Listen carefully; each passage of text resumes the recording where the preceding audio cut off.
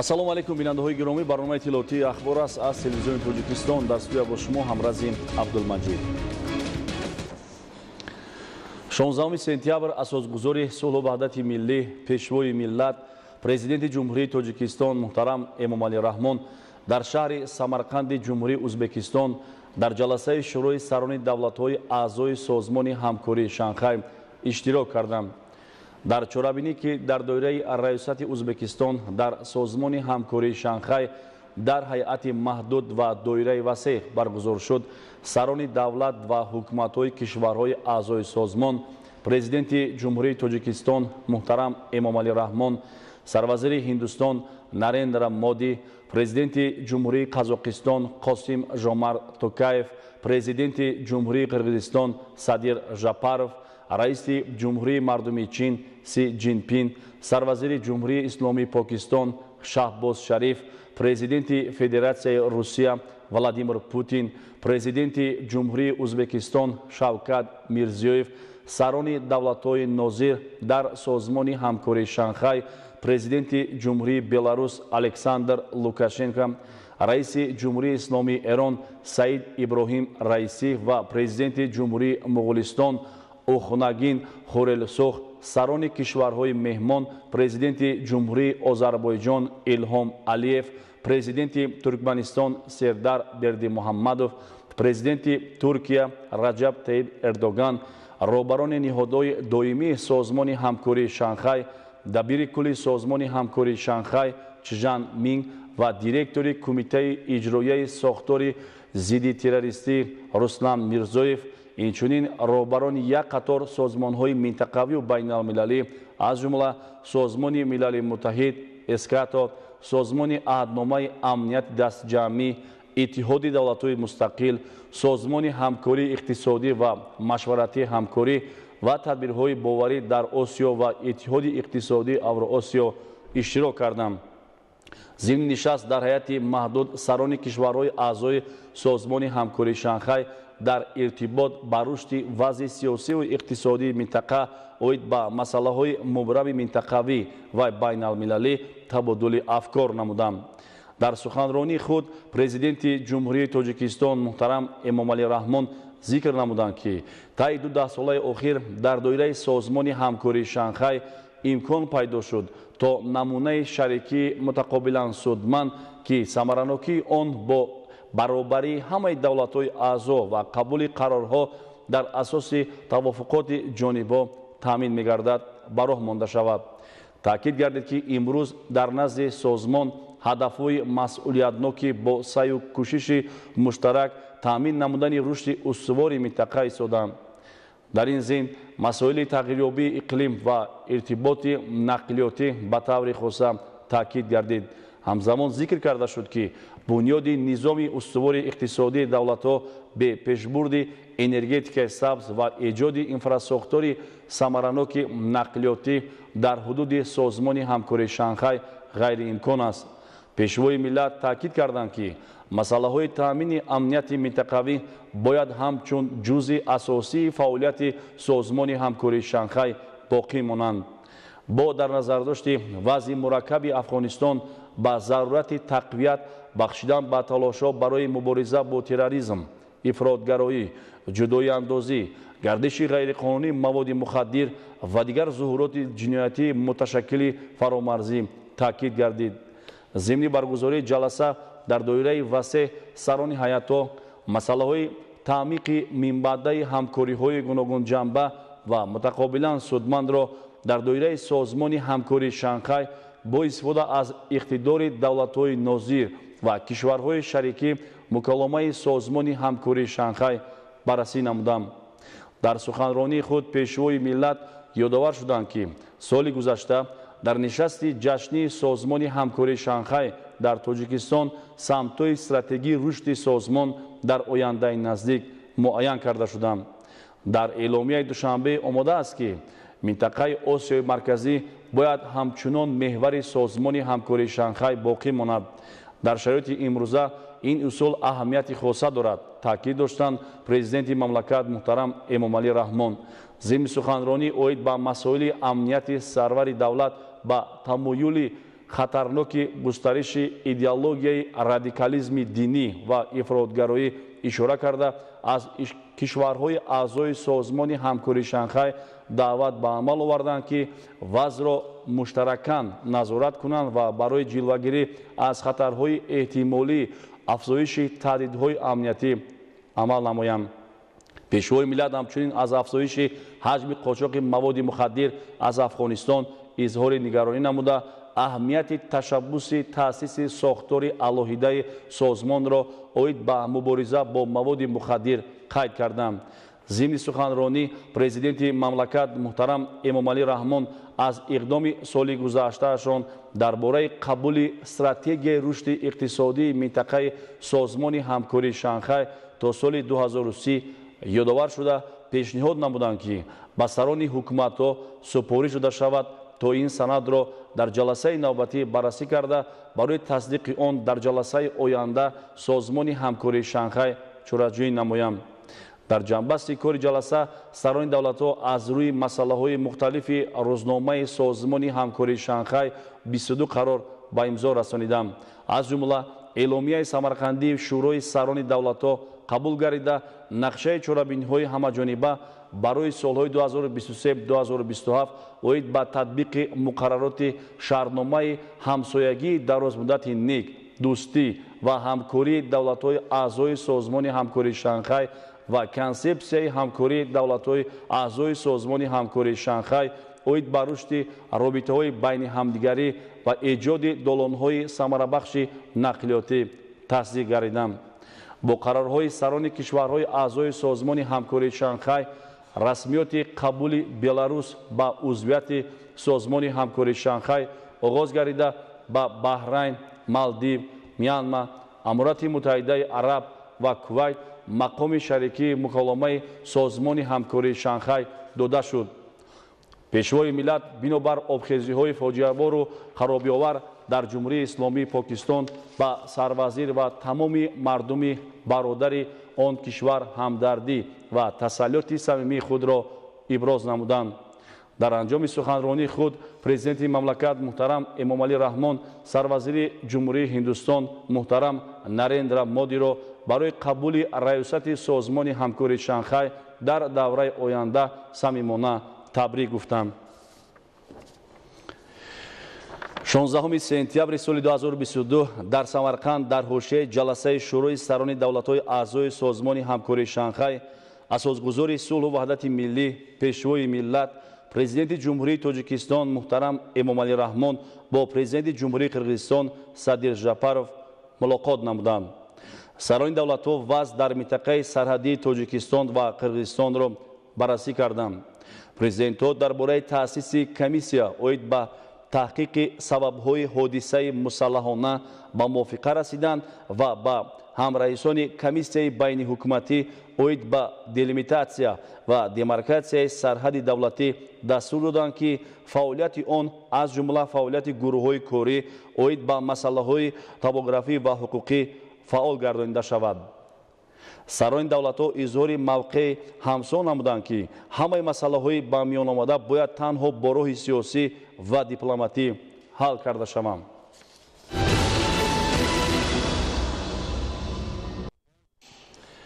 барномаи иттилоотии ахборро идома медиҳем. забон яке аз рукунҳои асосӣ дар пойдор ба таҳкими пояҳои давлатдорӣ мақом ва нақши муҳим дорад. баъд аз қабули қонуни забони давлатӣ дар даврони истиқлолият нақшу мақом ва манзалати он беш аз пеш баланд гардид. гузориши Далери Бозор. олимону донишмандони сатҳи ҷаҳонӣ эътироф карданд, ки дар таърихи тамаддуни башар забони тоҷикӣ аз ҷумлаи забонҳои бостонии сайёра ба ҳисоб меравад ва дар ин хусус таҳқиқоти илмӣ анҷом дода шудааст. таърихи башарият, махсусан таърихи давлатдории тоҷикон нишон медиҳад, ки давлатҳои бостонии мо ҳамеша кӯшиш мекарданд, ки барои устувор сохтани пояҳои давлатдорӣ ва ба вуҷуд овардану мустаҳкам сохтани давлатдории миллӣ ва ваҳдату ягонагӣ аз унсури забонӣ истифода бурда барои густариши забон забон тадбирҳои мушаххас меандешиданд. забоншиносон иброз медоранд ки забони тоҷикӣ аз давраи ташаккули худ то ба имрӯз аз ҷиҳати луғат ва сохторӣ дар байни дигар забонҳо ягона забоне ба шумор меравад ки дар тӯли қарнҳо мақому манзалати хешро нигоҳ доштааст. дар замони соҳибистиқлолӣ забони тоҷикӣ метавонад ба сифати як забони пурқудрат ин рисолатро анҷом диҳад. забони давлатӣ аз рукнҳои асосии давлатдории миллӣ аст ки дар пойдорӣ ва суботи давлати миллӣ мақому нақши муҳим дорад. ин забони қадиму асил сарвати бебаҳо ва аз ҷумлаи муқаддасоти миллии халқи тоҷик мебошад. аз ин рӯ моро зарур аст ки забони миллати хешро поку беолоиш ва пойдор нигоҳ дорем. яке аз омилҳои асосии пойдорӣ ва устувории миллати шарафманди мо маҳз ин забони шева ва гӯё ки ба он осори илмӣ ва адабиёту фарҳанги ҷаҳоншумул эҷод гардидааст ба шумор меравад. забон гаронбаҳотарин ихтироъ инсон аст ки тавассути он одамон бо ҳам муомила мекунанд, бо зиндагии мардуми дигар ошно мегарданд ва таҷрибаи зиндагии худро ба наслҳои оянда мерос мегузоранд. 16 сентябри соли 1994 аз ҷониби Созмони Милали Муттаҳид ҳамчун рӯзи байналмилалии ҳифзи қабати озон эълон гардида ҳамасола аз тарафи кишварҳои ҷаҳон ин рӯз бо баргузории чорабиниҳои сатҳи баланд таҷлил мегардад. имрӯз дар шаҳри Душанбе бо иштироки олимон ва коршиносони соҳа чорабинии илмии амалии оид ба тарзи дуруст истифода бурдани таҷҳизоти дорандаи моддаҳои вайронкунандаи қабати озон баргузор карда шуд. гузориши Оишаи Саттор. бо ин мақсад имрӯз дар кумитаи ҳифзи муҳити зисти назди ҳукумати ҷумҳурии Тоҷикистон семинари илмӣ ҷиҳати баррасии масъалаи мазкур доир гардид ки дар он мутахассисони соҳа иштирок намуданд. қайд гардид ки ҳадаф аз таҷлили санаи мазкур ҷалби таваҷҷуҳи кишварҳои ҷаҳон ва ҷомеаи шаҳрвандӣ барои ҳифзи қабати озон бо роҳи маҳдуд намудани истеҳсолоти моддаҳои вайронкунандаи қабати озон ва дар натиҷа пурра даст кашидан аз истифодаи чунин мавод мебошад. ҳукумати ҷумҳурии Тоҷикистон низ ба масъалаҳои ҳифзи муҳити зист аз ҷумла ҳифзи қабати озон аҳамияти ҷиддӣ дода 4 ноябри соли 1995 ба конвенсияи Вена дар бораи ҳифзи қабати озон ва 13 ноябри соли 1997 ба протоколи Монреал оид ба моддаҳои вайронкунандаи қабати озон ҳамроҳ гардидааст. қабули ин санади байналмилалӣ ва қайд намудани рӯзи байналмилалии ҳифзи қабати озон ба ҳифзи муҳити зист ва мавҷудоти зинда дар рӯи замин мусоидат менамояд. тибқи маълумот баъди тадбирҳои андешидашуда дар ҷаҳон истеҳсоли чунин мавод нисбат ба соли 1986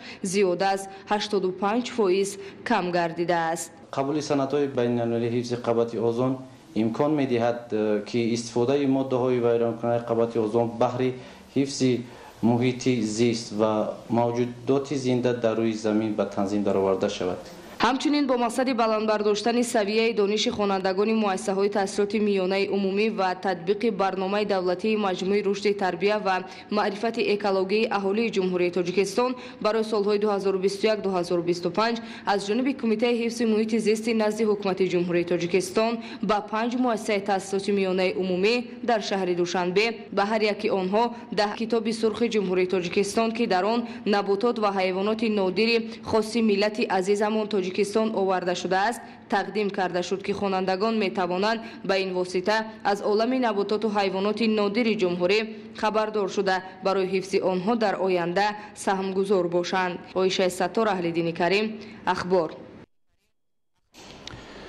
мавзӯи дигар, дар ноҳияи Нуробод дар ҳамаи шаклҳои хоҷагидорӣ беш аз 500 гектар боғ мавҷуд мебошад.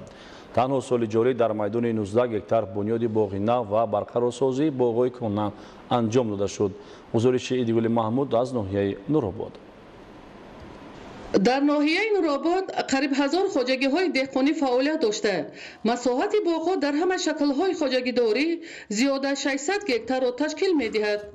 майдони боғҳои мавҷуда асосан ба хоҷагиҳои деҳқонӣ рост меояд ки саҳми онҳо дар таъмини бозорҳои маҳаллӣ ва ҷумҳурӣ бо меваҳои хусифат хеле ҳам зиёд аст.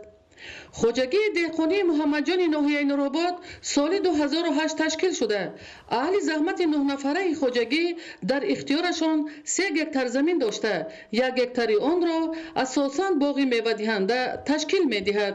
мо соли гузашта аз даромад ҳами хоҷагимон бо ҳамроҳии мардум бо тариқи ҳашар қатӣ یک پولی ماشینگذاری که دو دهه با هم پیوست ساختیم و استفاده داریم. امسال نقشه داریم که ما از راه 7 کیلومتر دور برای همین دهه را خط آب بیاریم که با مردم را با آب تأمین نماییم. باغ خواجگی در شفت دومانکو و شاهراه ماشینگرد بین المللی دهه تگرمی بنیاد شده است. در این باغ دهها نمود نهالان میوه دهنده سیب و ناب، مرود و انگور موجود می باشد که سال گذشته 10 تن میوه را تشکیل نمود. سال جاری حاصل میوه در قیاس به سال گذشته بیشتر بوده. روزهای نزدیک اهل زحمت خواجگی جمع‌آوری حاصل را آغاز میکنند تا دسترنج مهنت خود را به بازارهای شهر دوشنبه و دیگر ناحیه‌های منطقه برآورند. از همه مهم در این باغ دهقان صاحب تجربه شادی کلولوف پرورش انگور را نیز به راه مانده است و سال دوم است که از این باغ انگور خوشصفت استحصال کرده ایستادند. با گفت سرور خواجگی باغداری در شرایط ناحیه‌های کوهستان نه تنها مسئله اقتصادی بلکه خصوصیت اجتماعی نیز دارد، زیرا زیاده از 70% اهالی در این ساحه فعالیت داشته برای قسم زیادی آنها منبع یگانه درآمد میباشد. ناحیه نورآباد از قدیم الایام با میوه های خود شهرت زیادی دارد، زیرا کوهستان برای ساحه باغداری شرایط بینهایت مساعد را دارا می باشد و میوه این محل بیشتر به خنکی تاباور بوده. در فصل زمستان نسبت میوه های ناحیه همواری خوبتر نگاه داشته می شود. رشد ساحه باغداری سالهای آخر به آن دلالت میکند که اقلیم ناحیه‌های بلندکوه برای بنیاد باغ‌های سیب و ناب بیشتر مساعدت کرده، آن به خواجگی‌ها فایده زیادی اقتصادی می‌آورد. با مقصد افزایش استحصال میوه‌های خوشصفت خواجگیداران جد و جهد دارند تا دوره به دوره میدان بنیاد باغ‌های سرحاصل را از حساب زمین‌های بیکار خوابیده تل و تپه و دومنکوها باز هم زیاد نمایند. ایدگل محمود، دادرجان میرزازاده، برای برنامه اخبار از ناحیه نورآباد. ادامه برنامه در ناحیه مومن‌آباد برای تحکیم حس وطندوستی و خویشتن‌شناسی و افتخار ملی نورسان و جوانان چاره‌بینی‌های معرفتی فرهنگی و مسابقه‌های ورزشی دایر گردید. گزارش سید جعفر محمدعلی و خورشید نادرخان. در اساس تطبیق سیاست دولتی جوانان در ناحیه مومن‌آباد ولایت ختلان طبق نقشه چاره‌بینی کمیته کار با جوانان و ورزشی نزد حکومت جمهوری تاجیکستان برای تحکیم حس وطندوستی و افتخار ملی جوانان، دریافت ورزشگران لیاقتمند و معرفی دستاورد سال‌های صاحب استقلالی از جانب بخش کار با جوانان و ورزش در هر یک دهات ناحیه از روی نمودهای بازی فوتبال و ششکه شامان مسابقه‌های ورزشی با مقصد تربیت و آماده کردن جوانان به خدمت حربی و گسترش سطح دانش و جوانبینی نورسان و جوانان خوانش‌های سیاسی تشکیل و گذرانیده شد. میان جوانان 14 تا 16 ساله، 17 و 18 ساله بالا و والدین آنها خوانش‌های سیاسی برگزار کرده می شود. گذراندن عکس‌ها و شنبگی‌ها در کوچه محله‌ها و نقشه گرفته شده است. بخش کار با جوانان و ورزش ناحیه مومن‌آباد تصمیم گرفت در یک جایگی با صاحبکاران وطنی چاره‌بینی‌های ورزشی را از قبیل فوتبال خرد و ششکه شهمات بین محله‌های جماعت‌های شهرک دهات ناحیه برگزار نماید. مسابقه‌های ورزشی در دایره نقشه تقویمی چاره‌بینی‌های عمومی ورزشی صورت گرفته، آن در دو دور نتیجه گیری کرده شد و در دور نهایی بازی فوتبال جوانان جماعت دهات دیبلند ناحیه برای دریافت مقام افتخاری بین هم سبقت نمودند. بازی‌های ششکه و شهمات نیز طبق نظامنامه دایر گردیده، در آن در برابر دستپروران مؤسسه دولتی مکتب ورزشی بیش از 70 نفر نورسان لیاقتمند که به این نمود ورزشی مایل رغبت زیاد دارند شرکت ورزیدند. هدف از برگزاری این چاره‌بینی جلب نمودن جوانان با ورزش و کارهای آبادانی و سازندگی میباشد. در ناحیه مومن‌آباد نسبت به جوانان همچون نیروی سازنده، بنیادکار و پیشبرنده جامعه توجه جدی ظاهر کرده می شود.